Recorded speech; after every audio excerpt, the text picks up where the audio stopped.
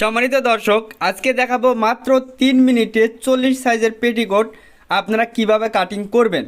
তো এখানে আমি 2 গজ 4 গ্রা পরিমাণ কাপড় নিচ্ছি। নেওয়ার পরে এক পানা থেকে আমি একটা ভাঁজ করে নিচ্ছি।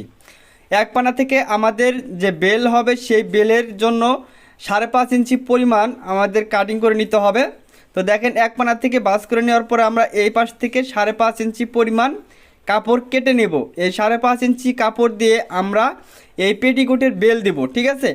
তো এখন এটার কোমরটা হবে আমাদের 40 ইঞ্চি। তো এখানে আমাদের জয়েন্ট দিতে হবে মোটামুটি 7 ইঞ্চি পরিমাণ। তো সেই জয়েন্টের কাপড়টা এবং এই পেটিকোটের যে ফিতা হবে সেই কাপড়টা আমরা কিভাবে বের করতেছি সেটা অবশ্যই ভালো করে খেয়াল করবেন আপনারা।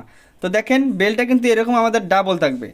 তো এখন বাকি যে কাপড়টা আছে এটাকে আমরা এখন 2 ভাঁজ করে নেব, ঠিক আছে।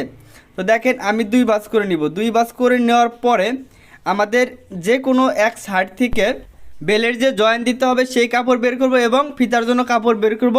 তো তার জন্য দেখেন, 2 ভাঁজ করার পরে আপনারা এক সাইড থেকে 2.5 ইঞ্চি পরিমাণের কাপড় আপনারা কেটে রেখে দিবেন। এটা দিয়ে বেলে জয়েন্ট দিব এবং ফিতা তৈরি করব, খেয়াল করেন। আর যদি আপনারা বলেন যে ঘের কম হবে, যদি এই বেলের কাপড় যদি না কাটেন, তো তার জন্য অবশ্যই 2 গিরা কাপড় আপনারা বেশি নেবেন, তাহলে আর এই কাপড়টা কাটিং করতে হবে না। এরপরে আপনারা 4 পার্ট করে নেবেন। আমি 4 পার্ট করে নিলাম এখানে। তো এবার দেখেন, 2 সাইড থেকে কিন্তু আমাদের কাটিং করতে হবে, যে কোনো এক সাইড থেকে কাটলে হবে না। তো আমরা এই সাইড থেকে 40 সাইজের যদি পেটিকোট হয় তাহলে 6.5 ইঞ্চি নিব।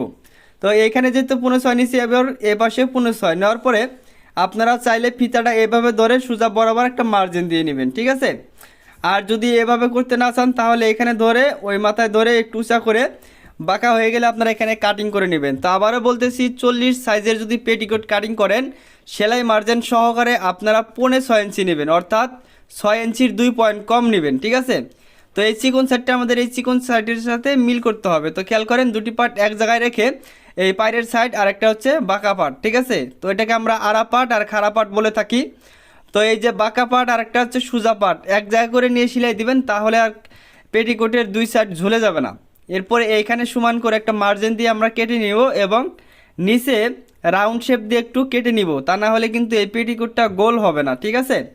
তো খেয়াল করেন আমি মার্জিনগুলো কিভাবে দিচ্ছি, কাটিংটা কিভাবে করতেছি এবং বেলে জয়েন্টটা কিভাবে দিব সেটা অবশ্যই দেখিয়ে দিব। তার জন্য ধৈর্য সহকারে ভিডিওটি আপনারা দেখতে থাকুন। তো দেখেন, আমি নিচে রাউন্ড করে নিলাম। এখন আমাদের বেলে জয়েন্ট দিতে হবে। দেখেন কতটুকু পরিমাণ জয়েন্ট দিতে হয়।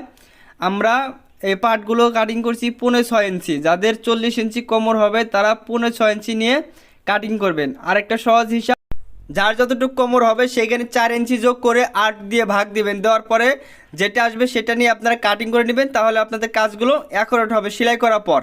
তো এটা হচ্ছে আমাদের বেলের জয়েন্টের কাপড়টা আমরা কেটে নিচ্ছি, জয়েন্ট দিয়ে আমরা সেলাই করে নিব, বাকি কাপড়টাতে ফিতা তৈরি করব।